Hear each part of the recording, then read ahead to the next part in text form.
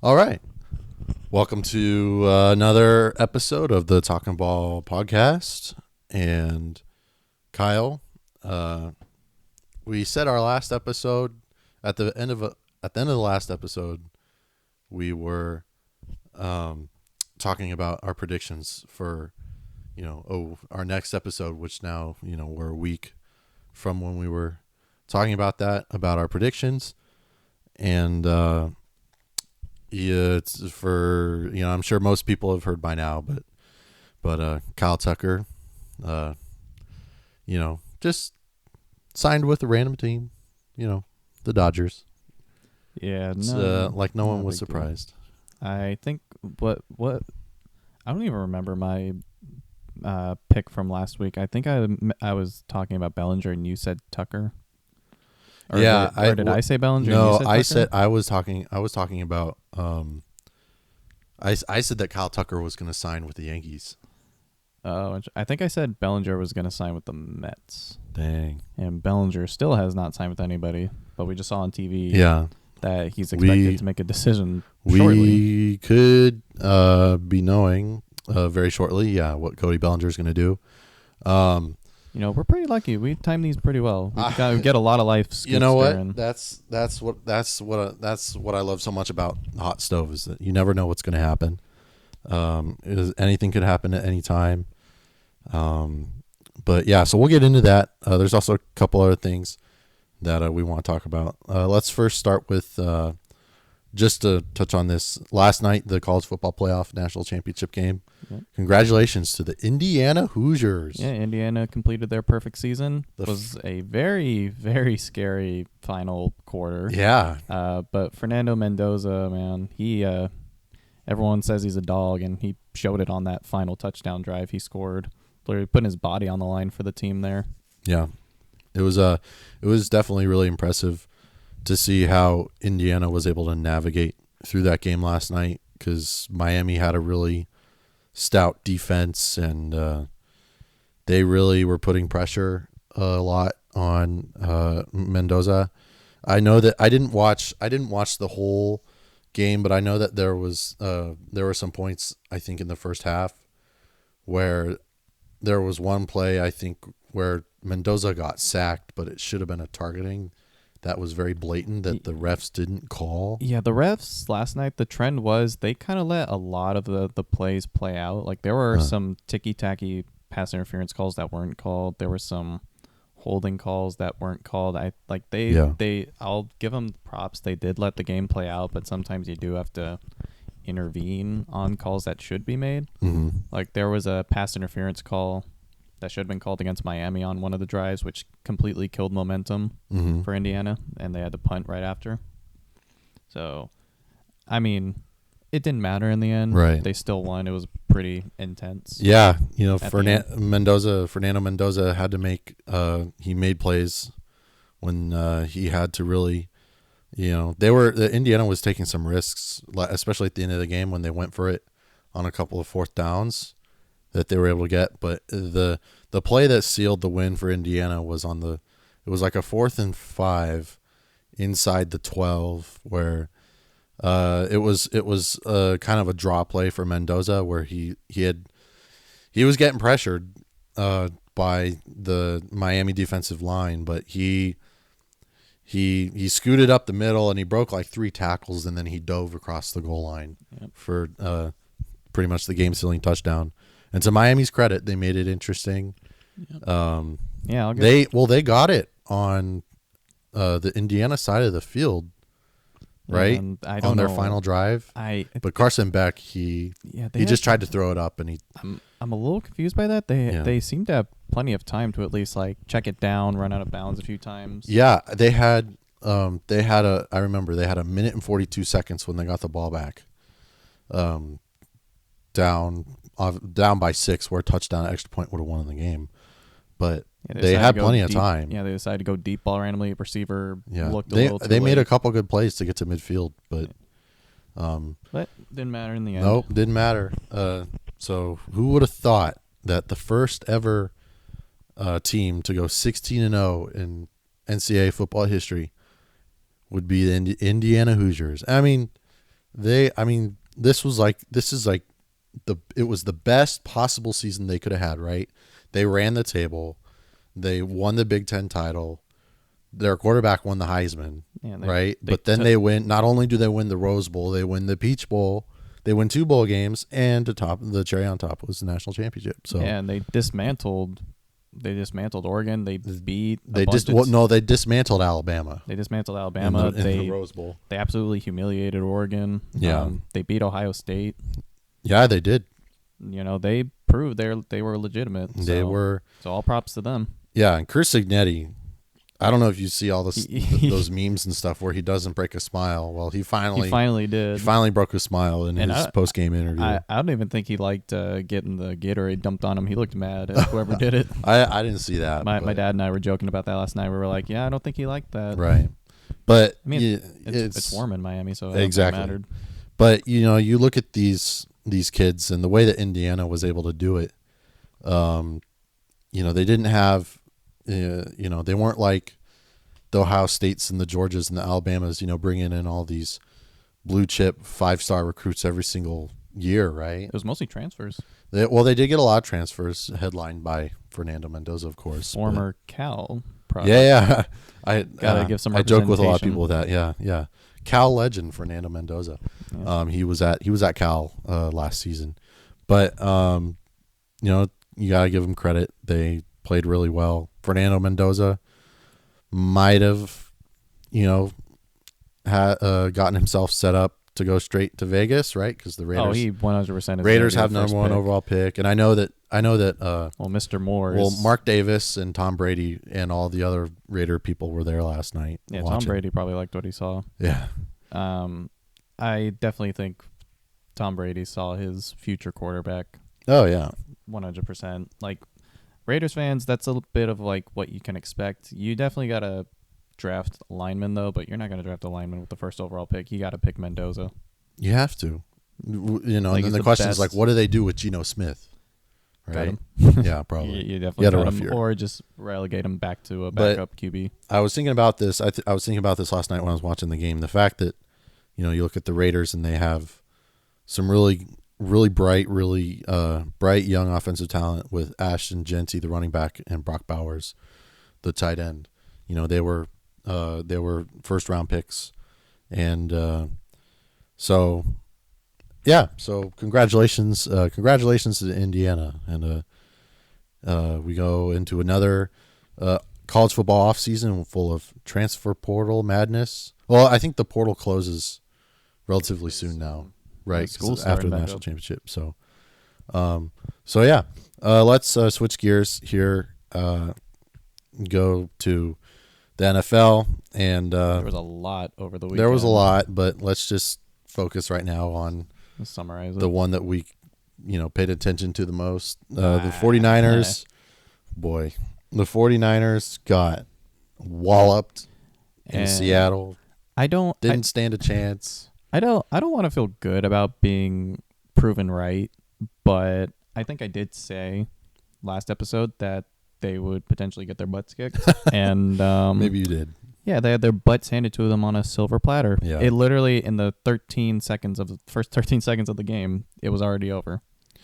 Yeah, well, I mean, come on. The first play, running it all the way back for like 95 yards for a touchdown. I don't know what happened to the special teams. I don't know. They just Eddie Pinheiro, he stuck out his leg, got called for a 15-yard tripping penalty. You can't do that. Didn't even matter. Nope. But... yeah, it was over from then. Brock Purdy played terribly. The offense played terribly. No Kittle definitely hurt. The defense played terribly. Mm-hmm. They just weren't the better team. No. The better team won. Obviously, yeah. But hey, at least the last NFC Championship game where the Niners got run out of the building when they played at Philly, where Brock, the Eagles destroyed his elbow. At least Brock didn't get hurt in the game, and I think he said in a press conference, I think it was yesterday, it was their first press conference since they got back for their offseason. Yeah. He said that he's 100% to go into a fully healthy offseason, which is good. Yeah. That's you'll want that news for your starting quarterback. And in other news, we found out last night that Robert Saleh took the Tennessee Titans head coaching job, which isn't a shocker. Yeah. I was thinking maybe Tennessee or hell, even Vegas. I was thinking Vegas. I was thinking Vegas because He he really fits that scrappy defense. I think he could really. At first, I thought John Harbaugh was going to go to Vegas. He went to the New York Giants. New York Giants on a 5-year deal. Yeah. That was gutsy. I really think John Harbaugh is one of the most overrated coaches in football. Yes. He's a good coach, yes, but he is a very stale coach. I don't know if he's hang around. He's not like as old as Pete Carroll, but in terms of current tenure, he's up there, right? Well, speaking of, he coached the Ravens for 16 years, right? Yeah. Well, eventually, and things got stale. Yeah, he wins the Super Bowl, can't make it back there for over a decade. Exactly. It comes a point where you have to change things, and that's what the Steelers did too. Yep. With parting ways with Tomlin. It's also what the Bills did, except they did it a lot earlier. That was a surprise. That shocked me. I was not surprised, honestly. I really? think because when you think about it, Sean McDermott. Yeah, Bills firing Sean McDermott did not come as a surprise to me. He was on one searing seat for the last 3 years because Josh Allen kept bailing him out at every That's turn. a good point. Yeah, but they have Josh Allen. You should at least have made a Super Bowl in this era, and this window. That game in Denver, that was pain. Brutal. That was pain personified. That was straight up pain. Speaking for what the Bills Mafia has gone through for the last 35, 40 years, where they made 4 straight Super Bowls in the 90s and lost them all. Yeah, I would love the Bills to be good. I would love to have them represent the AFC. I like the Bills. I want them to I have no issues succeed. with it. I like Josh Allen. I think he's love cool. Josh Allen. He's a great player. I feel so bad for him, but that game was entirely his fault. I know, but then you saw him on his press conference after the game, and he was just he feels terrible because he knew he was broken down. Yeah, he knew he completely cost them the game. What was that halftime? What was that fumble at halftime? Those interceptions too. Mm-hmm. He can't blame anyone but himself. Mm-hmm. But McDermott was obviously the scapegoat because they're not going to fire Josh Allen. Right. But it is time for a change, and I think the Bills should maybe. I don't know who they go for at this point. I know Mike McDaniels is a coaching candidate. Well, here's just a quick hot take. What do you think if the 49ers do again what they did last year, bring in one of their former defensive coordinators, Mike McDaniel? I mean, no. Shanahan, even with a battered offense, he did better than previous years. But I just got to give it. I want to give quick credit to Saleh for what he was able to do. Yeah. He was running later in the season. He was running tackling sleds at that point on the because field. the 49ers had no defensive players. No Let's Bosa, leave it at that. No Warner. No one. No Michael Williams. And they were, teams were running right through them. Yep. But just, small sample size, but in the wild card game against the Eagles. Yeah, that Philly game. They stepped up, and you gotta give them credit. And it might have been that game where, really kind of flipped the switch on Saleh for sure. Going back to being a head coach, I don't think anybody knew 100%. He's a great coach. Yeah, but he just had the most unfortunate situation by being the Jets coach. No, the Jets are a terribly run franchise. That was brutal. I mean, look at their situation now.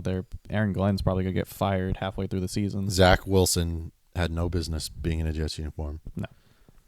And I think he's the Dolphins' backup now, right? Yeah. So that's crazy. That's just the Jets being the Jets. I think. I know that's true.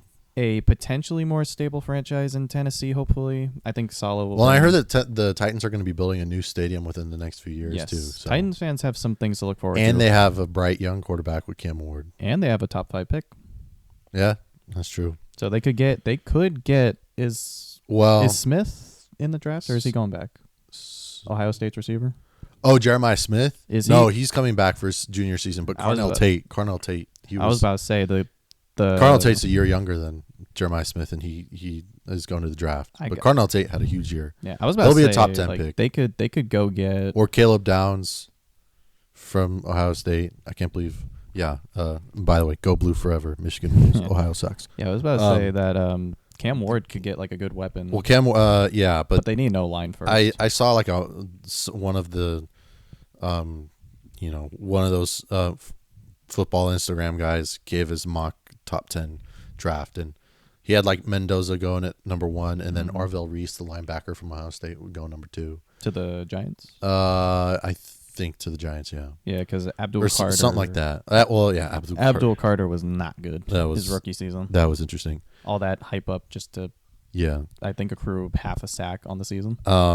So now that we can think about the 49ers outlook for the offseason. Yeah, you have a healthy Fred Warner. Well, they're they're slowly gonna get people back. They'll get Bosa back. They'll get Warner back. Hopefully they'll get Michael Williams back. He should be fine.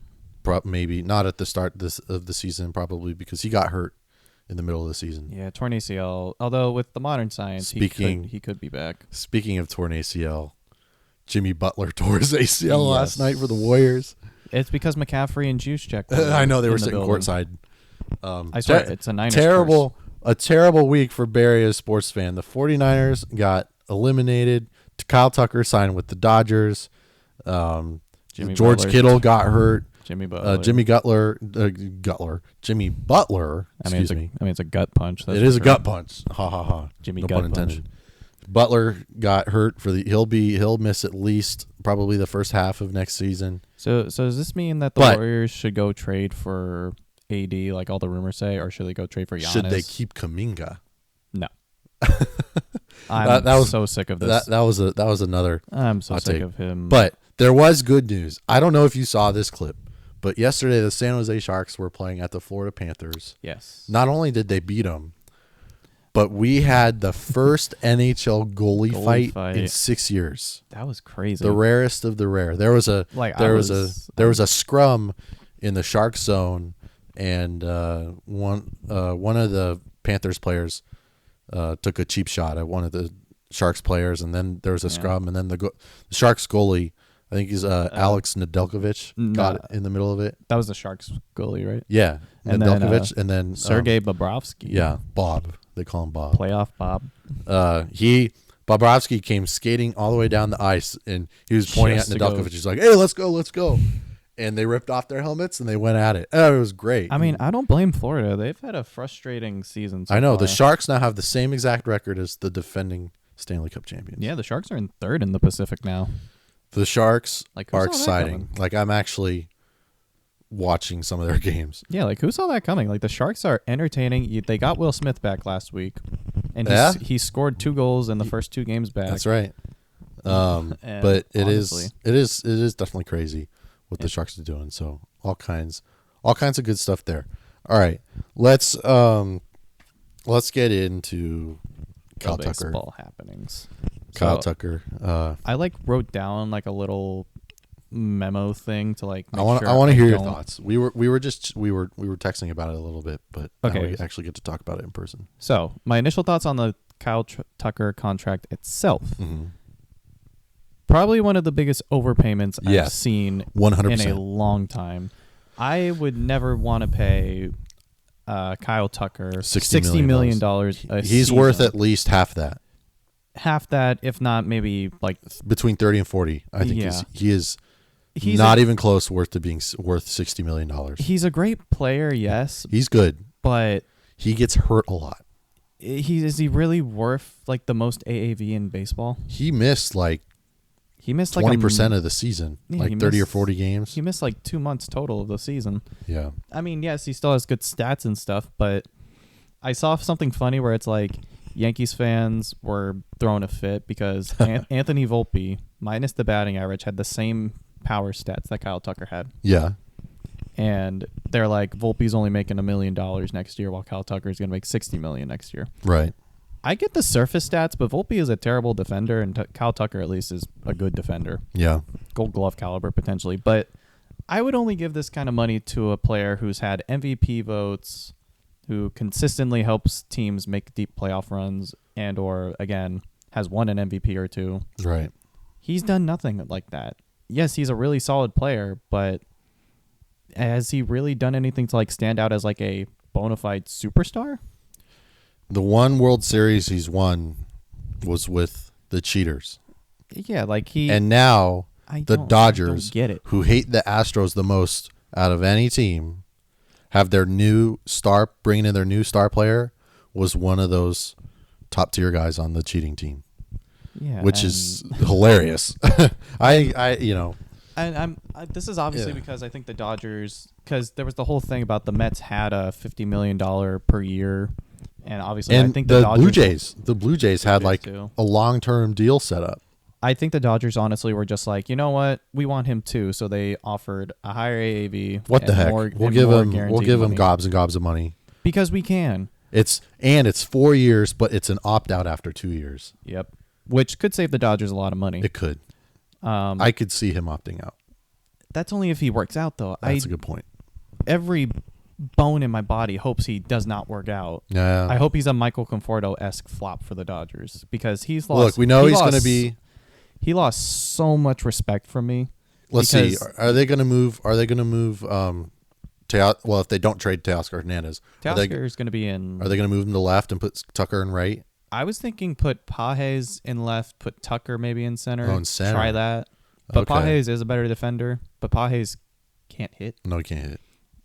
So maybe keep Teo in left. Yeah. Pages in center and Tucker in right for now. Because you're not going to have Conforto. That's right. For sure. You know what? That's look. The Dodgers are a really good team. They have some of the best players in all of baseball. They probably have the best player in all of baseball in Shohei Ohtani. They probably have one of the top 3 pitchers in Yamamoto. You can stick Tyler Glasnow right there. Whatever. Throw Blake Snell in the mix. Whatever. They have Ohtani pitching. Exactly. And don't forget about Sasaki. Sasaki's going to be back as a starter. I just want to put this into perspective. I'm just gonna, off the top of my head, I'm gonna read off some names. Sasaki. Wait, I'll get back to Sasaki, but okay. Kyle Tucker, Shohei Ohtani, Freddie Freeman, Mookie Betts, Tyler Glasnow, Will Smith, and Blake Snell. All those players currently, their salary is over $100 million. So on its face, that's $700 million. The Los Angeles Dodgers have compiled over $2 billion on their current payroll, which is valued at over more than, I think, a third of franchises as a whole. Which is insane. It's ridiculous. You got this team who, again, I could say it over and over and it won't change anything. The Dodgers are a great team. But the Dodgers are in the best spot that any baseball franchise could be in any possible time at any point in history, because the Los Angeles Dodgers have everything going for them. They have the talent. Obviously, they own all of Southern California. I don't care about the Padres and the Angels. They still own all of Southern California. They own the entire nation of Japan, right? Yeah, because probably at this point, 2 of the most impressive Japanese baseball talents to ever come out of Japan play for the Dodgers. They're going to be on the Dodgers for a very long time. Yeah, you idolize Shohei. You're going to want to play for a guy who wins everywhere he goes now. And then, sure, you got all the brand deals. You got Shohei on New Balance commercials and whatever, right? Yep. But then I have the mind where I like to look in the nitty-gritty of things. And this may not seem like a big deal, and a lot of people probably don't care about this, but I know that you and I pay attention to this kind of stuff. The fact that, and it's really interesting, the Dodgers TV broadcasting rights, they have the best deal that any professional sports franchise could have. They have their own TV network. Yep. So because they can afford it. Exactly. They don't have to let any money go for that. Yep. They get all the money coming in, right? And it all gets tied in to paying for their players. Exactly. And so you look at all these other teams, like I think I was talking about it last episode, that there was 9 teams that have basically terminated their broadcast rights with like FanDuel Sports Network or something like that, because FSN. the managing, it used to be the Fox regional sports networks. where the managing um, company or whatever, the parent company of the FanDuel Sports networks, like went under or something like that, right? Yep. And so now Major League Baseball is going to step in and independently independently produce those teams' games. I think that Where includes- the Mariners, the Padres, the Twins, the Twins, the Diamondbacks, the Rockies, they've been doing that for the last couple of years now. But now we're getting close to half of all baseball having their, aside from national TV games like Fox and ESPN, whatever, where all their games are going to be broadcasted and they're going to be produced by Major League Baseball local media. And so you look at, there's all that.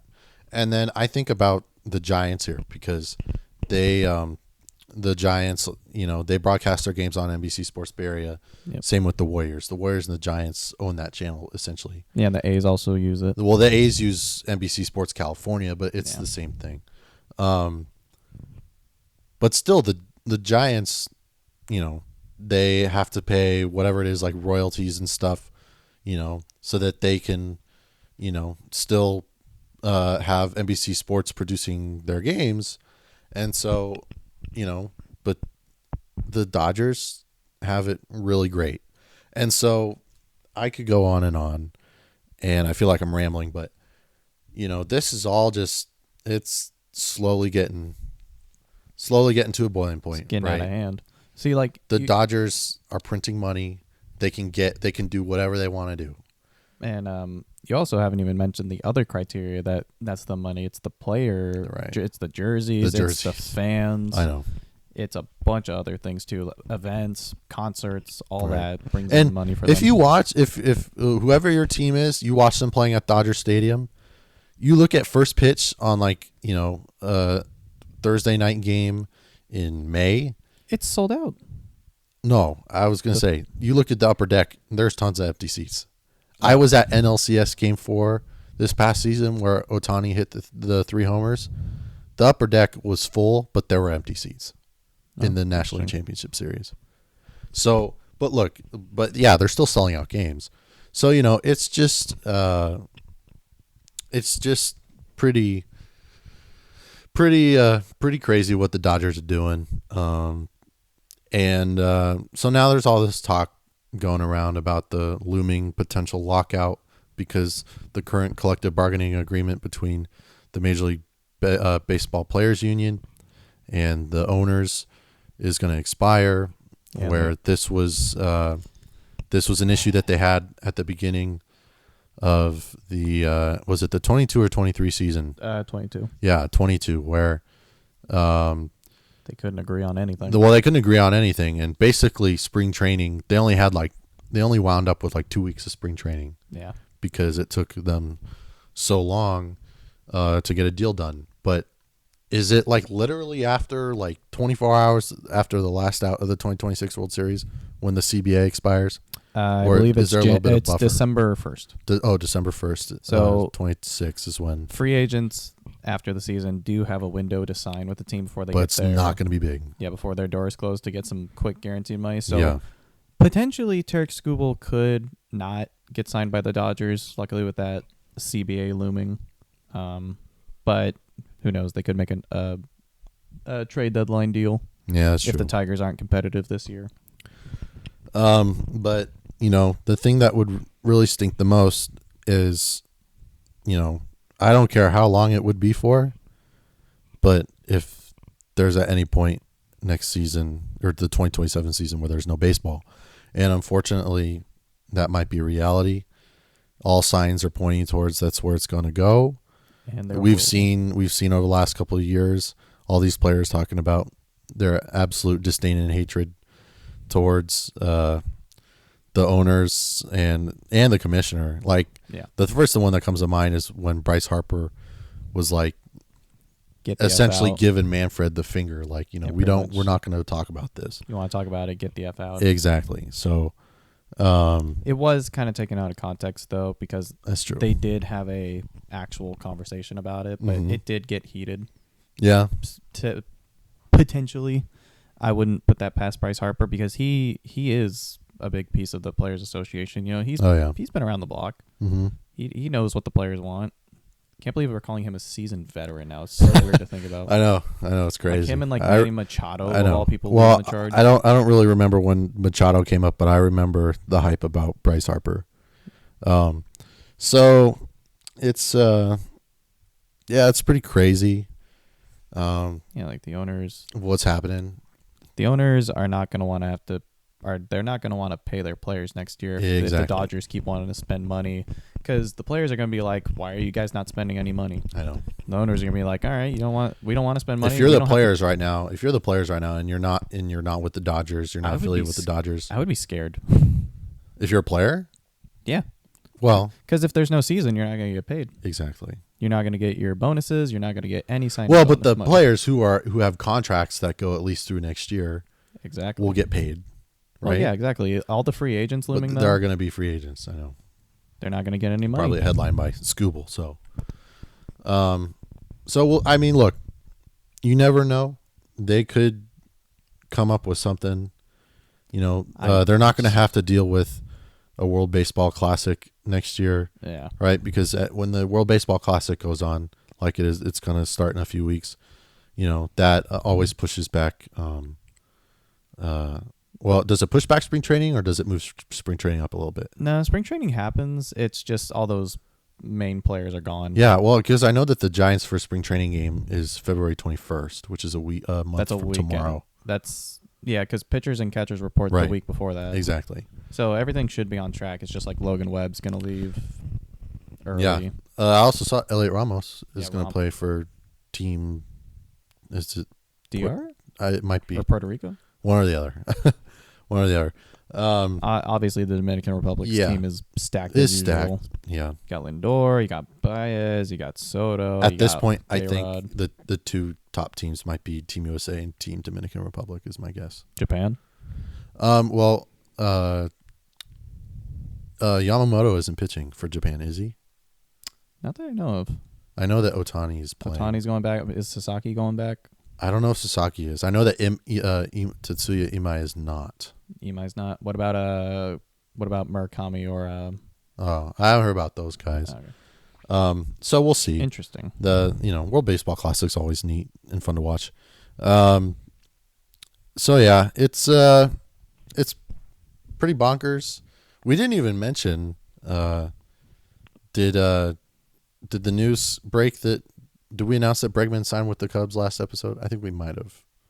Yes. Yeah. We did, because I remember saying that infield is going to be elite. Yeah, that's right. Oh yeah, and then we got into talking about when the potential Jeff Passan rumor came out that the Giants were aggressively in the mix of trade talks. Which since that rumor came out, nothing has happened.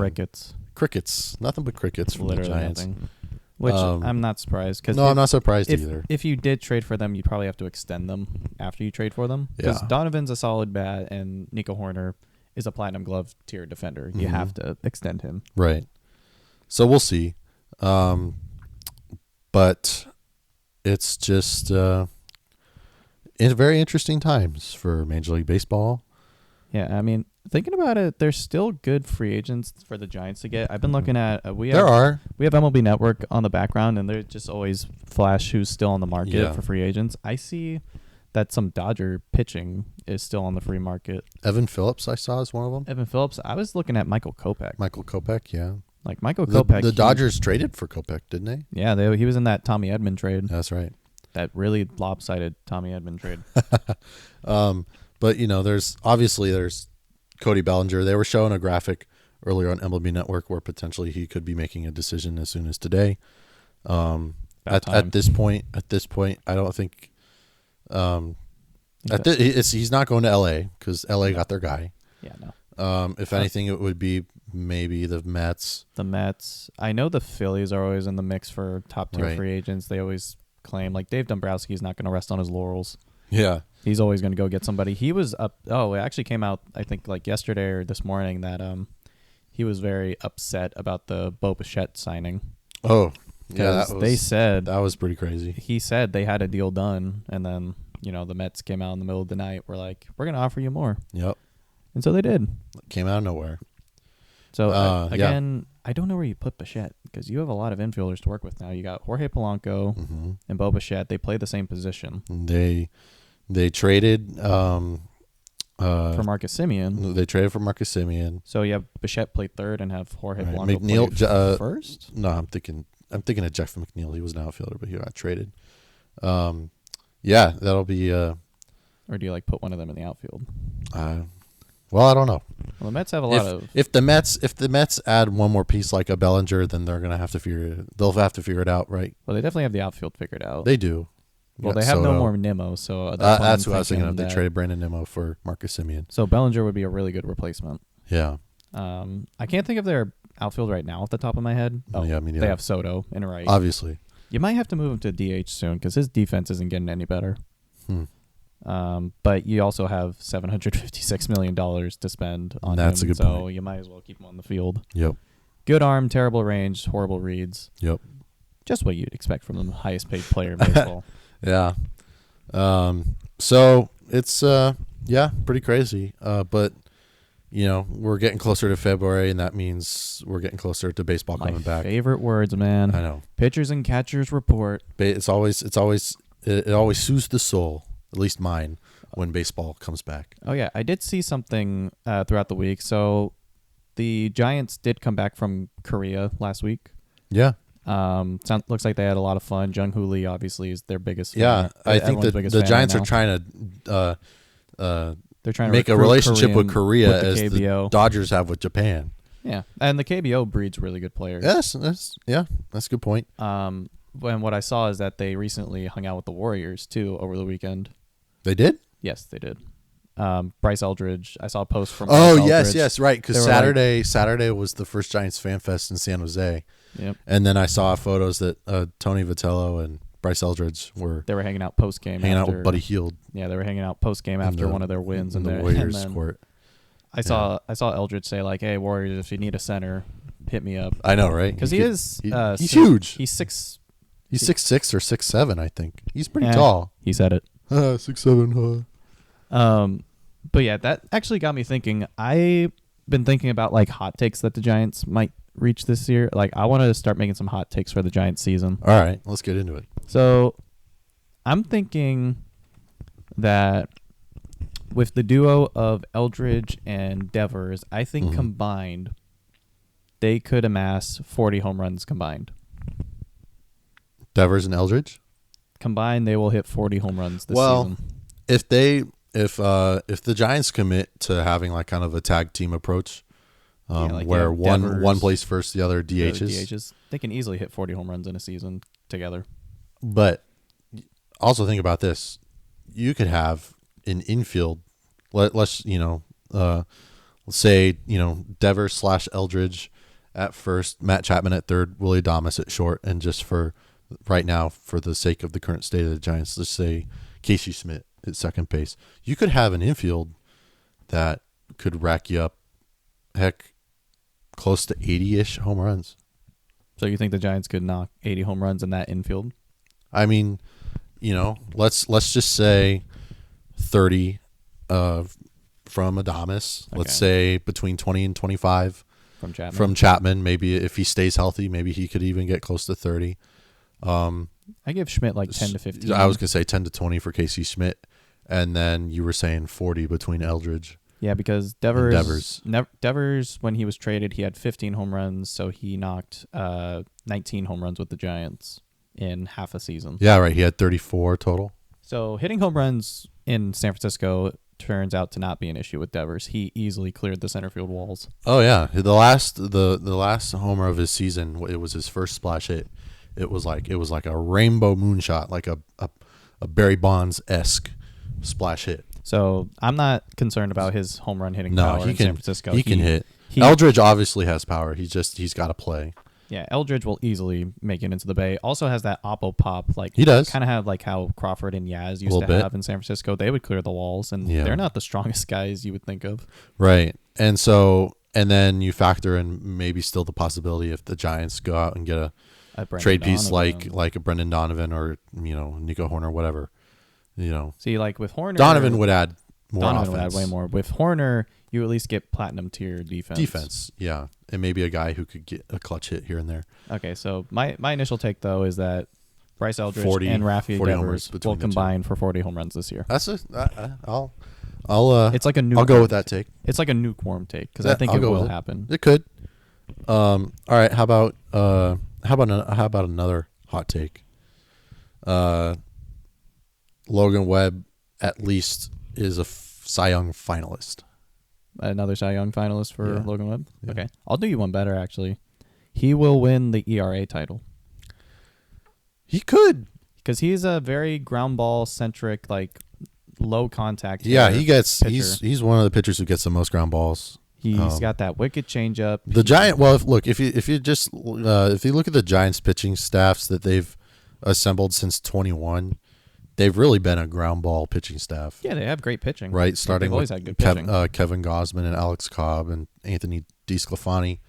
But now that Logan Webb is really fine-tuning his game, he does get a lot of ground ball action. So are we talking like sub-3 ERA at the end of the season? I think he will knock a sub-3 ERA, maybe hit like a 2.9, 2.8 ERA. And I don't know if that's going to win the ERA title because you still have Paul Skeens. Yeah, Paul Skeens is going to be a force to be reckoned Paul with. Skeens is just unhittable with a 1.9 ERA, which is ridiculous. Makes it look effortless, and He's he only pumps 23. consistent gas, Yeah, 100 miles an hour. He's our age, by the way. Yeah, he is. But yeah, it'll be hard, but I think Logan Webb will be one of like a top 3 pitcher in the National League. Mm-hmm. I think that's a good take. I'll go with that. I think just right now, those are 2 good takes. I could come up with some good ones, but I'd have to think about it. I want to. I got a good take. Yeah. I think this is good. This is reaching. Okay. This is a scorching take. So, I think at the end of this season, Heliot Ramos will be a Gold Glove finalist. Whoa! Red alert! outfielders. Red alert! Red alert! Yep. I really Really? trust. I really trust Heliot Ramos committing to the game because he knew himself he was a terrible defender, He was. and he will openly admit it. He was not good, and he said he's going to focus on his defense in this offseason, and I trust that he has done enough to at least get back to league average, if not hopefully go above league average. Plus, with his solid hitting, Interesting. he could notch, if he gets that defense back up, he could notch himself as a top 10 player in the league with just good defense because he had really Maybe solid top 10 stats. outfielder. Top 10 outfielder for Yeah. sure. But like, He definitely has talent too, but he is just mildly inconsistent because really bad. he would have reads. games. Yeah, he would have games where he'd make these crazy SportsCenter top 10 catches, but then he would have some of these games where like you said, he would take these really rough reads at some of these fly balls. Ironically, we're watching Andrew clips of Jones. Andrew Jones, one of Yeah. the better center fielders of the 90s. Yeah. But it's it's interesting take. Heliot Ramos, he's a good player. He'll be the first Giants player to make 2 consecutive opening day starts in left field, barring maybe Bellinger signing. Yeah. But that's interesting. That's a good take. I do before we sign off, you probably don't care much about it, but I still want to talk about it a little bit anyways. The Winter Olympics are almost about to start. What are your thoughts on the Olympics, Kyle? Yeah, I haven't really checked in on the Olympics very much. I didn't even know the Winter Olympics were happening this year. Case in point. Yeah, I know the Olympics are coming, and the World Cup is coming at the same time. For the 28 Olympics in LA, they're going to be bringing baseball back. Do you want to go to an Olympic baseball game? If I could and I had the time to, I would 100% go see a game because they're probably going to have every single... They're going to play them at Dodger Stadium, I think. Yeah, they're going to have every single stadium, probably Anaheim as well, maybe Petco. For maybe like pool play. I don't know. They'd have to... The Olympics, for the baseball teams in the Olympics, for the nations, I don't think there would be as many as in the World Baseball Classic. Well, I'm assuming they have to... they're going to have to play during the All-Star break. Mostly. Well, they are. They're going to have a modified middle of the season where So like the Dodgers are going to be on the road for a while. something like that. But they're going to have to take a break because they're going to allow Major League Baseball players to play in it. Which I don't think anyone's going to do. Really? I think it might be a Miracle on Ice kind of situation. They might have a bunch of because I believe college baseball would be close to wrapping up by then. And No, college baseball's done in June. Okay, then yeah, perfect. The Olympics aren't until late July. Yeah, then I would have a bunch of college players go sign up, represent USA. That would be incredible if you ask me.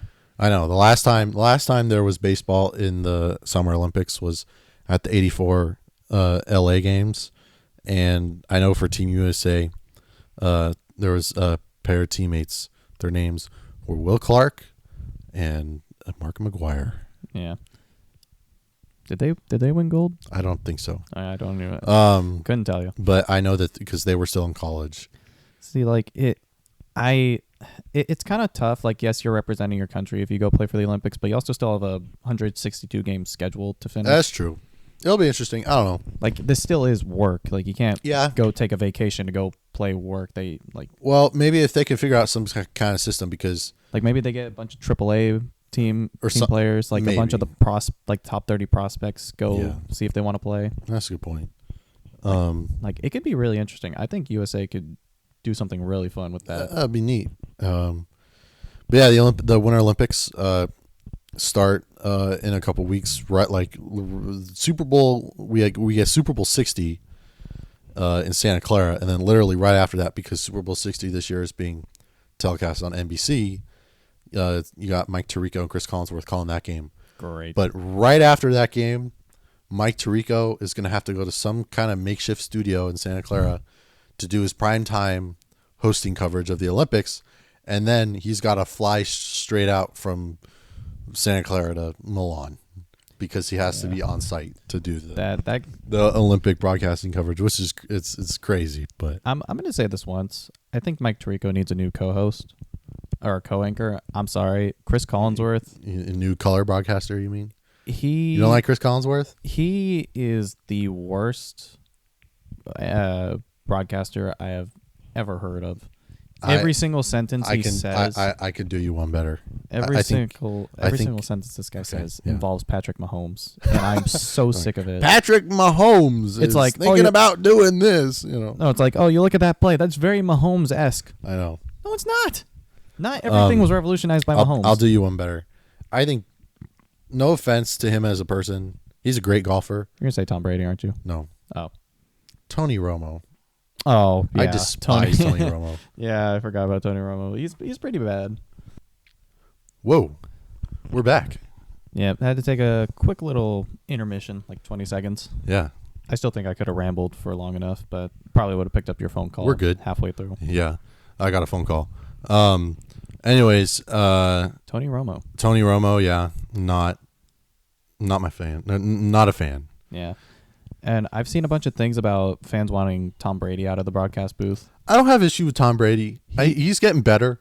Problem is, he's growing on me a little bit. His first year, last season, was a little rough. Yeah. But this year was a little bit better. Yeah, people saying the problem with him is that he shows too much bias towards teams, which, I mean, I don't see that. I just think his voice is a little grating. Why do you think he shows too much bias to like the Bucks and the Patriots? Or yeah, what? It's like certain teams that are playing against each other. Okay. That's just what I've seen. I don't see it myself when I'm watching him broadcast the games, but that's what the fans are saying. I think that's just more just Tom Brady slander. Okay. I'm like, Tom Brady's not that bad, dude. I'm like, yeah, well. Like, he has his money. Like, I know. He didn't technically have to go to the broadcast. He's got 7 rings, and he's doing pretty well. He's a stake owner of the Raiders. Yep. Well, lots of good stuff. We'll see what happens. Oh, we're also gonna find out today, along with Jeff Kent, who else is going to be going into the Hall of Fame this year, Major League Baseball Hall of Fame. And who knows? Maybe by next time we talk, we'll know what Cody Bellinger decided to do. Yeah, well, it looks like also with the Hall of Fame ballot, it looks like so far Carlos Beltran's actually forever giant. Carlos Beltran. He won't go in as a giant. Jeff Kent. That is one thing that they. I think that we Yeah, we talked we about didn't. that. Well, we talked about Jeff Kent, but that the Giants officially are going to retire his number.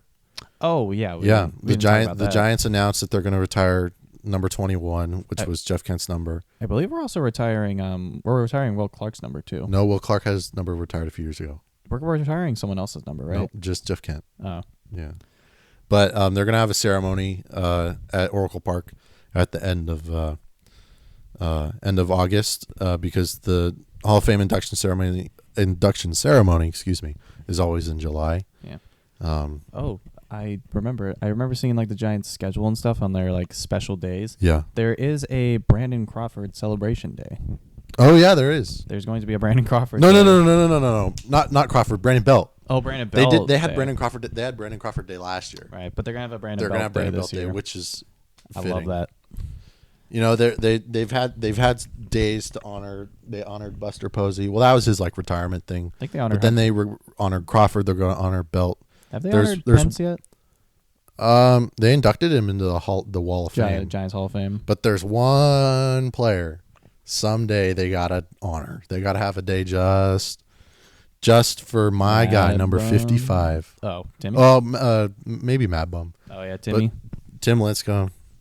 He's the GOAT. He's my all-time favorite player. Yeah, I remember growing up. Hey, I hold a special place in my heart for that man. I went to his second career no-hitter. I went to his first postseason appearance, Game 1 of the 2010 NLDS. That was dominant. 14 strikeouts. Complete game Tim shutout Lincecum. against the 14 strikeouts. Hey, shout out the umps that game because Buster Posey stole a base because it was I think it was ended 1-0 Giants was the final score because Buster Posey stole a base.